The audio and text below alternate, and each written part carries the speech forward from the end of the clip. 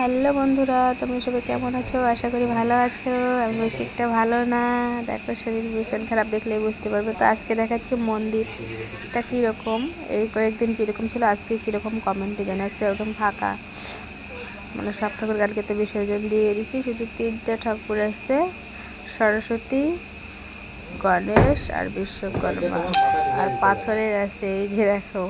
আর আমার বর আমাকে বকতেছে যে মোবাইলটা মাথায় তোমার ঢুকাই দিতে হয় সবসময়, শুধু ব্লগ ভিডিও হেন তেন।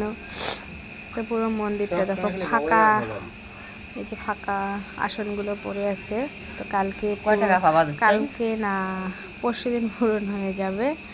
তো এই যে দেখো প্যান্ডেল হচ্ছে, বাঁশগুলো দাঁড় করা হয়েছে, বৃষ্টির দিন। এই দেখো স্নান করছে আবার বর আর মেয়ে, চুল কেটে আসলো বাজার থেকে।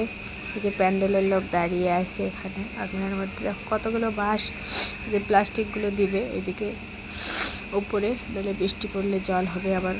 এই যে প্লাস্টিক অর্ধেকটা দিয়েছে আর অর্ধেকটা বাকি আছে। তো এখন খেতে বসবো। তো এই যে খেতে বসেছি, খাওয়ার ইচ্ছা নেই একদম, শরীর ভালো না। উনি খাচ্ছে, আমি খাচ্ছি, আর একটা বম্মা খাচ্ছে, আর সবাই খাওয়া শেষ। তো বন্ধুরা টাটা, ভালো থেকো, পুজো উড়িতে এসো, পুজো যেন ভালো ভালো হয়, টাটা।